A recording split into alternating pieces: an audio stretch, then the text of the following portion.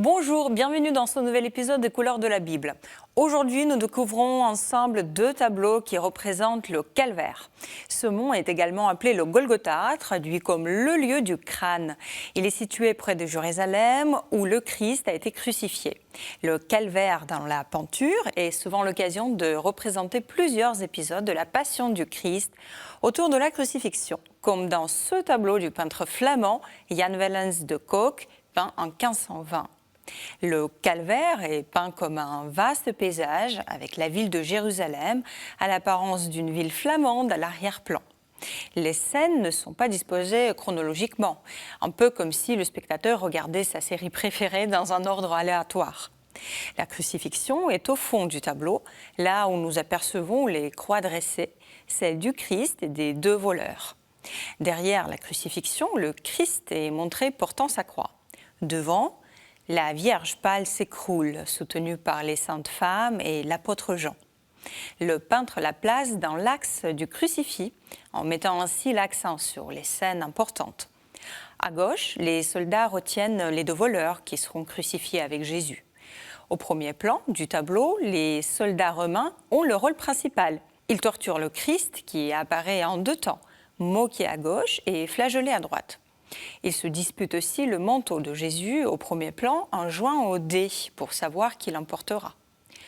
À côté d'eux, un homme est en train de percer un trou dans la croix et un chien ronge un os à côté du crâne qui a donné le nom au calvaire. Ces détails anecdotiques, ainsi que les tenues contemporaines, la ville flamande à l'arrière-plan, ancrent le tableau dans le quotidien du fidèle du XVIe siècle. Si la scène anodine de la dispute des soldats est placée au premier plan, c'est sans doute pour rendre l'histoire biblique plus proche du spectateur, pour qu'il accroche plus facilement. Quoi de plus banal qu'une bagarre de village ? La passion racontée dans le détail et l'espace d'un tableau permettait au spectateur de ressentir avec plus de force la souffrance vécue par Jésus, de suivre étape par étape son parcours. Une telle peinture correspondait à un nouveau type de dévotion plus intimiste qui s'est diffusé en Flandre et dans les Pays-Bas et qui incitait le fidèle à suivre l'exemple du Christ au quotidien afin d'étudier plus en profondeur sa vie. Changement de pays. Nous voici en Allemagne quelques années plus tôt. À première vue, la mise en scène dans ce tableau est traditionnelle. Les trois crucifiés sont là avec le Christ au centre. À gauche, les proches de Jésus et des porteurs de la lance et de l'éponge, instruments de la Passion. À droite, des soldats romains avec leur drapeau, où l'abréviation latine dit « Le Sénat et le peuple romain ». Autour du Christ, des anges tiennent des calices pour recevoir le sang qui s'écoule des plaies. Symboliquement, ces calices renvoient au vin de l'Eucharistie. Le paysage à l'arrière-plan est symétrique. Deux collines encadrent le Christ. Sur celle de droite, l'histoire se poursuit avec la descente du corps du Christ de la croix et sa mise au tombeau. À gauche, nous apercevons le Christ en train de prier sur le mont des Oliviers. Ici, une scène étrange s'immisce au cycle du calvaire.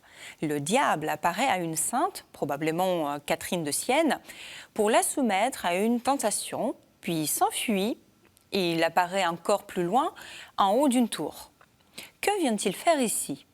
Le peintre suggère ainsi, tout en filigrane, une opposition entre les forces du bien et du mal. Le mal est signifié par ce petit monstre, tel que nous sommes habitués à se représenter le diable. Et peut-être qu'il cherche d'abord à détourner le Christ de sa mission. Le bien est représenté par des anges. Un ange accueille l'âme du bon larron à gauche, celui qui reconnaît Jésus, et un démon récupère l'âme du mauvais larron qui se moque du Christ. Dans la tradition médiévale, l'âme est représentée comme un personnage de petite taille que le démon arrache du corps. Le démon apparaît toujours monstrueux, le but étant de faire peur aux fidèles, en quelque sorte, de renforcer le clivage entre le bien et le mal, pour que la voie à choisir soit comme une évidence. Le calvaire est présenté chez nos deux artistes comme une histoire pleine de détails à travers lesquels le spectateur est guidé vers un enseignement plus profond de la foi.